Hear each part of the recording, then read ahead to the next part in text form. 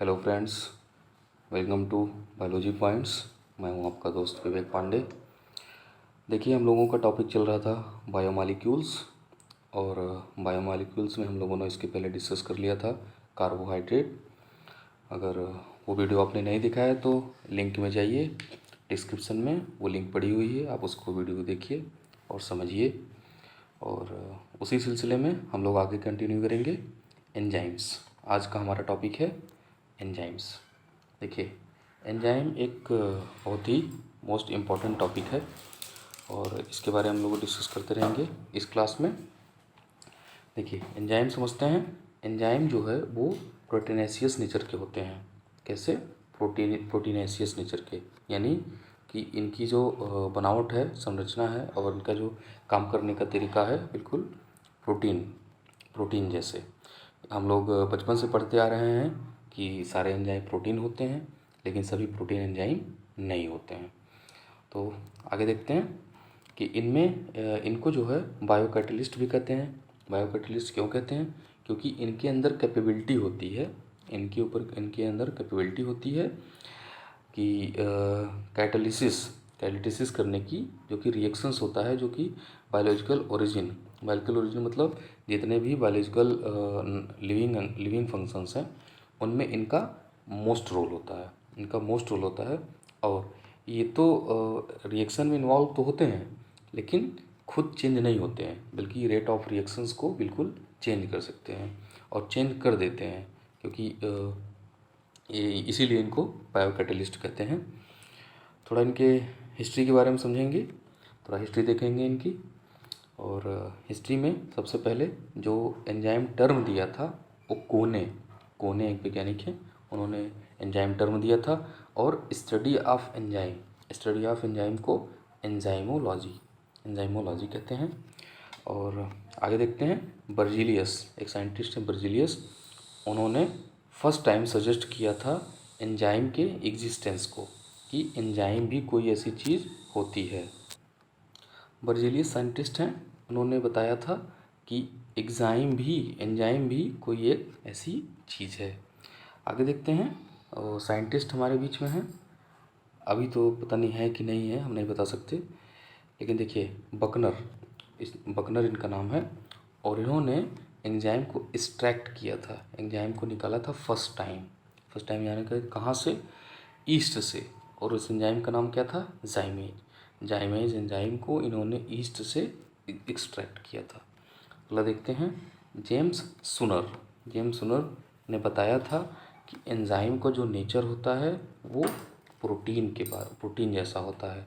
इन्होंने हमें first time बताया था कि एंजाइम का नेचर है वो प्रोटीन जैसा है। अब देखते हैं एंजाइम की कुछ प्रॉपर्टीज़ देखते हैं। उनमें फर्स्ट है मोस्टली प्रोटीनेशियस और कुछ नॉन प्रोटीनेशियस, मतलब कि कुछ प्रोटीनेशियस नेचर के होते हैं और कुछ नॉन प्रोटीनेशियस के होते हैं। नॉन प्रोटीनेशियस में एग्जांपल हम देखते हैं राइबोजाइम, जैसे राइबोन्यूक्लियस पी, और पेप्टाइडिल ट्रांसफरेज, जैसे न्यूक्लिक एसिड और आरएनए एंजाइम्स होते हैं, उसी को ही राइबोजाइम कहते हैं, और वो जो नॉन प्रोटीनेशियस नेचर के होते हैं। अगला देखते हैं कि ये रेट ऑफ रिएक्शन को इंक्रीज कर देते हैं। ये तो हम लोग सभी जानते हैं, एंजाइम जो है रेट ऑफ रिएक्शन को इंक्रीज कर देते हैं। एक्टिवेशन एनर्जी को डिक्रीज करते हैं। एक्टिवेशन एनर्जी क्या है? जैसे कोई रिएक्शंस है वो एंजाइम के अब्सेंस में भी काम करती है, लेकिन उसका काम करने की जो क्षमता होती है वो कम होती है, और जैसे ही एंजाइम इसमें भाग लेते हैं उनके काम करने की क्षमता बढ़ जाती है, क्योंकि ये एक्टिवेशन एनर्जी को कम कर देते हैं। कोई रिएक्शन 1 घंटे में 6 मॉलिक्यूल्स बना रहा है, लेकिन जैसे ही एंजाइम इसमें रिएक्ट करेंगे वो 1 मिनट में करीब 6000 या 6 लाख, इस तरीके से उनकी कैपेसिटी होती है कि उसको रिएक्शन को बहुत तेज कर देते हैं। तो वही जो काम करने की क्षमता होती है, जो उनके बीच में जो डिफरेंस होता है नॉर्मल रिएक्शंस और विथ द एंजाइम रिएक्शंस, उसी को एक्टिवेशन एनर्जी कहते हैं। आगे हम लोग समझेंगे इसको डिटेल में थोड़ा। आगे देखते हैं इसकी properties. Do not consume reactions, वही बात ये कह रहे हैं यहाँ पे कि do not consume reactions that is regenerated after reaction. It means जैसे ये एंजाइम है और ये सबस्ट्रेट है, आपस में मिल करके क्या बनाया, प्रोडक्ट बना लिए, प्रोडक्ट ने, और उसके बाद ये एंजाइम फ्री हो जाते हैं, एंजाइम फ्री हो जाते हैं और बाद में इनका फिर से रीयूज हो जाता है। यही होता है after reactions. Is that clear? चलिए आगे देखते हैं दोस्तों। एंजाइम बहुत ही इंपॉर्टेंट चैप्टर है और इसमें कहीं ना कहीं से कुछ न कुछ क्वेश्चन हमेशा आते रहते हैं, चाहे कम्पिटिटिव एग्ज़ाम हो, चाहे टीजीटी पीजीटी, कहीं से भी है। मेनली तो टीजीटी में पिछले साल भी क्वेश्चन आए हुए थे यहाँ पे, तो उसको हम लोग आगे देखते हैं। ये एंजाइम का अब हम देखते हैं, इनको क्लासिफाइड किया गया है कौन कौन से एंजाइम में। एक होते हैं एक्सो एंजाइम और दूसरे होते हैं एंडो एंजाइम। एक्सो एंजाइम को क्या समझते हैं हम लोग, extracellular enzyme, extracellular और इंट्रा सेलुलर। एक्स्ट्रा सेलुलर में देखते हैं present outside the cell, present outside the cell. इसका एग्जांपल देखिए, माफ़ कीजिएगा थोड़ा ट्रेन जा रही है। डाइजेस्टिव एंजाइम, इसमें जैसे पेप्सिन, ट्रिप्सिन, एमाइलेज, और हमारे आंसुओं में जो एंजाइम पाया जाता है उसे लाइसोजाइम कहते हैं। जो आँख के टीयर्स होते हैं लाइसोजाइम है। ये बिल्कुल एक्स्ट्रा सेलुलर एंजाइम है, यानी कि एक्सो एंजाइम है। दूसरा एंजाइम लोग देखते हैं इंडो एंजाइम। इनको हम इंट्रासेलुलर कहते हैं, intracellular enzyme, intracellular enzyme, intracellular enzyme जो कि प्रेजेंट होते हैं inside the cell, inside the cell. जैसे enzyme of the Krebs cycles, ETS electron transport system, and enzyme of the glycolysis. Glycolysis में जैसे ग्लूकोज का फॉर्मेशन होता है, उसमें हेक्सोकाइनेज, पायरुवेट काइनेज, पहले नंबर पे हेक्सोकाइनेज एंड 10वें नंबर पे पायरुवेट काइनेज होते हैं। सक्सिनेट डिहाइड्रेजनेज और कार्बोनिक एनहाइड्रेज, ये सब ग्लाइकोलिसिस के एंजाइम हैं, जिसको इंट्रासेलुलर एंजाइम कहते हैं। आई होप आपको समझ में आ गया होगा। तो आगे देखते हैं क्लासिफिकेशन ऑफ एंजाइम। देखिए क्लासिफिकेशन एंजाइम इंपॉर्टेंट है और ये चार्ट आपके लिए बहुत इंपॉर्टेंट है, तो इसके लिए इसको चार्ट को आप लोग देखेंगे। इसमें हम लोग डिस्कस करेंगे पहला सिंपल एंजाइम, जो कि ओनली प्रोटीन के बने होते हैं और प्रोटीन हाइड्रोलाइज करके क्या अमीनो एसिड बना लेते हैं, अमीनो एसिड बन जाता है। और दूसरा है कंजुगेट एंजाइम, जिसे हम लोग होलो एंजाइम कहते हैं। कंजुगेट एंजाइम को हम लोग होलो एंजाइम कहते हैं। इसका होलो एंजाइम का एग्जांपल देख लेते हैं। एक डीएनए पॉलीमरेज है, आरएनए पॉलीमरेज है। DNA polymerase, RNA polymerase. देखिए आरएनए पॉलीमरेज में एक सिग्मा फैक्टर होता है और जिसको हम कोफैक्टर कहते हैं। सिग्मा फैक्टर ही कोफैक्टर है। आगे हम लोग देखेंगे अभी इसको। होलो एंजाइम को दो पार्ट में डिवाइड किया गया है। कौन सा? एक प्रोटीन पार्ट, दूसरा non protein part. Protein part को हम लोग क्या बोलते हैं? एपो एंजाइम, और नॉन प्रोटीन पार्ट को कोफैक्टर। ये फ्लो चार्ट ही आपके लिए बहुत इंपॉर्टेंट है। हम उस तरीके से नहीं पढ़ा पाएंगे कि there are 2 types of protein part, ये वो ऐसा वैसा कुछ नहीं। सीधे फ्लो चार्ट पढ़िए, एकदम दिमाग में आपके बैठता चला जाएगा। कोफैक्टर्स और एपो एंजाइम।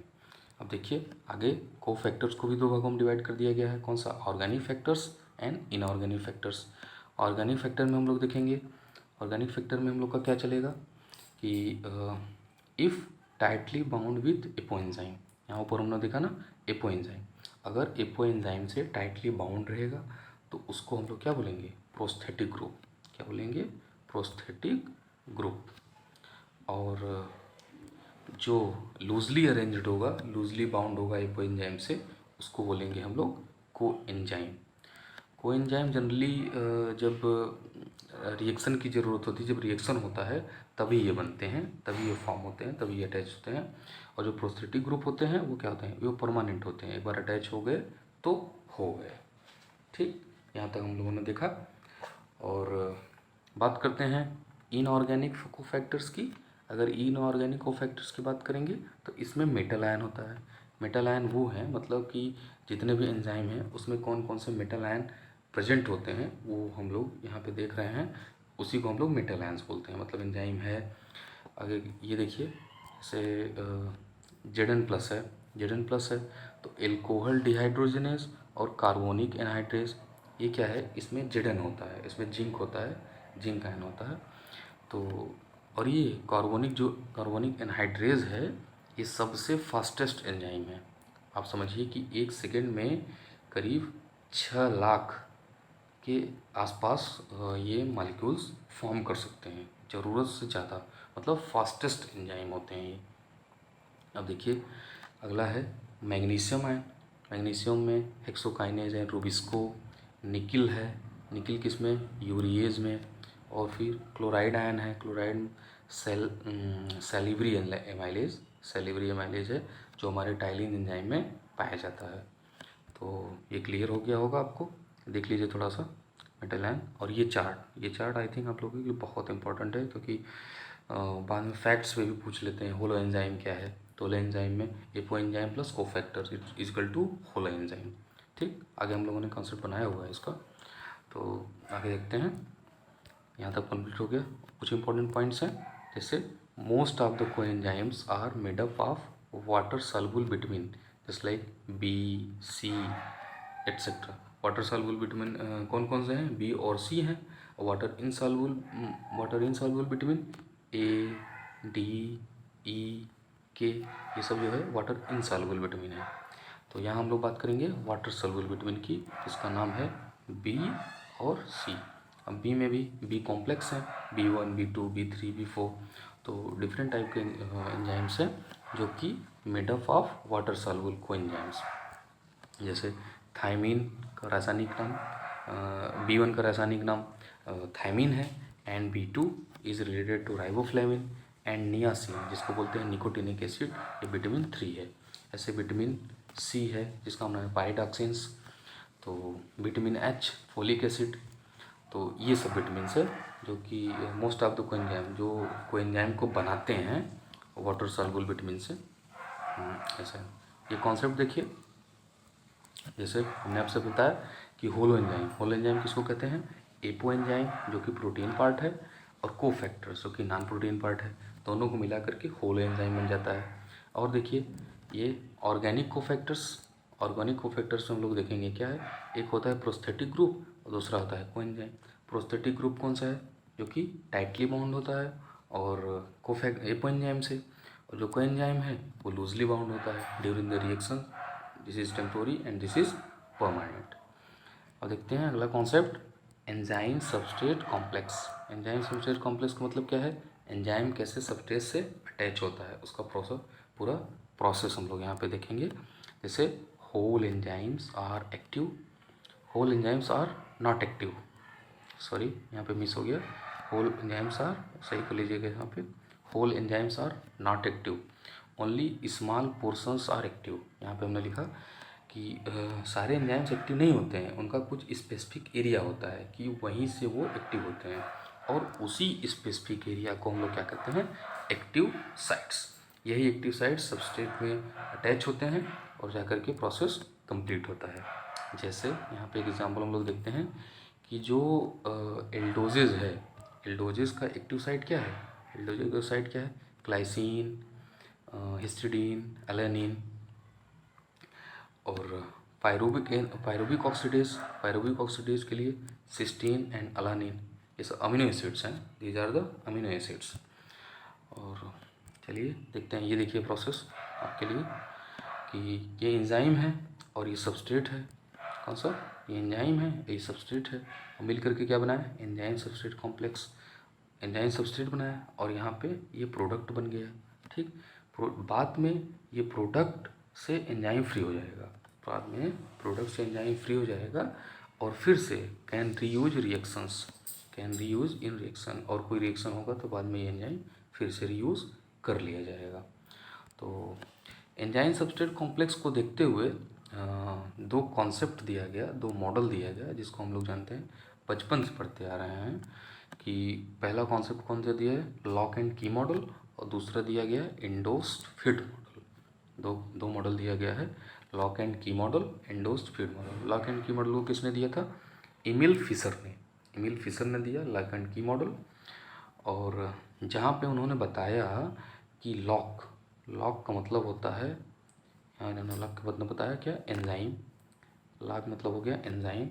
और जो ताला, जैसे आप लोगों ने ताला देखा होगा कि ताले की जो बनावट होती है उसमें एक होल होता है, उसमें की जाती है, तो की जाती है तो पूरी तरीके से फिट हो जाती है, उसके बाद ताला हमारा खुल जाता है। तो वही कॉन्सेप्ट इन्होंने दिया कि जो लॉक होता है वो पूरी तरीके से एंजाइम है, और होल ऑफ लॉक क्या है, एक्टिव साइड से। होल ऑफ लॉक, जैसे पूरा एग्जाम अभी हम लोगों ने पढ़ा कि पूरा एंजाइम तो एक्टिव नहीं है, उसका कुछ पार्ट एक्टिव है, तो उसी पार्ट को क्या बोलते हैं, एक्टिव साइड्स। और एक्टिव साइड्स क्या है, hole of lock. Hole of lock जो है वो एक्टिव साइड्स है। और सबस्ट्रेट क्या है, सबस्ट्रेट की है, उसमें की आ जाएगा, फिट हो जाएगा और लॉक खुल जाएगा, मतलब एंजाइम का पूरा प्रोसेस कंप्लीट हो जाएगा। लेकिन कुछ वैज्ञानिकों ने इनके इस मेथड को सही नहीं माना, क्योंकि इन्होंने बताया कि जो एंजाइम है इनका जो वो है वो बिल्कुल रिजिड है। इन्होंने जो कॉन्सेप्ट दिया लॉक एंड की मॉडल का, इन्होंने बताया कि जो इनका प्रोसेस है वो बिल्कुल रिजिड है। इन्होंने बताया कि जो एक्टिव साइट्स हैं इनका, एंजाइम में जो एक्टिव साइट है वो रिजिड है, मतलब एक हार्ड प्रोसेस है, हार्ड है, और वो फिक्स है, वो घूम नहीं सकता। उसके अंदर की आकर के खुद फिट हो जाएगा, और उसके साइज का तो फिट हुआ नहीं तो वो बदल जाएगा, वो हट जाएगा वहाँ से। तो वैज्ञानिकों ने इनके बात को नकार दिया। तो इसी नकारे हुए बात को फिर से डिस्क्राइब करने के लिए एक मॉडल आया जिसको बोलें induced fit model. Induced fit model ने क्या कहा और किसने दिया, पहले तो डेनियल कोसलैंड ने दिया, और मोस्ट एक्सेप्टेड मॉडल यही हुआ। इन्होंने बताया कि जो इनका एक्टिव साइट है, ये जैसे मान लीजिए ये है एक्टिव साइट है, तो ये फ्लेक्सिबल है, मतलब कि अगर इसके पास अगर सबस्ट्रेट आया तो अपने आप को फ्लेक्सिबल बना करके उस एक्टिव साइट से किसी न किसी तरीके से अटैच हो जाएंगे। ठीक, तो ये मॉडल जो है बहुत ही एक्सेप्टेड रहा, और आगे चल के जो है ये आजकल का प्रोसेस बिल्कुल इसी पे है। तो देखिए हम लोगों ने आज डिस्कस किया एंजाइम के बारे में। अभी ये क्लास पूरी नहीं हुई है, अभी इसका हम लोग आगे भी डिस्कस करेंगे। तो आज के क्लास में हम लोग इतना ही रखते हैं। ये पूरा चार्ट, ये पूरा फ्लो चार्ट आप बिल्कुल रिवाइज़ करिए, बहुत ही इंपॉर्टेंट टॉपिक है। मॉलिक्यूल्स में आगे भी हम लोग डिस्कस करते रहेंगे। अभी प्रोटीन है, लिपिड है और अमीनो एसिड है, तो उसके बारे में हम लोग डिस्कस करते रहेंगे। तो थैंक यू फ्रेंड्स, आज के लिए बस इतना ही। वीडियो आपको अच्छा लगा हो तो ज़रूर लाइक और सब्सक्राइब करें, सपोर्ट बनाए रखें। बहुत बहुत धन्यवाद। Thank you, thanks for watching.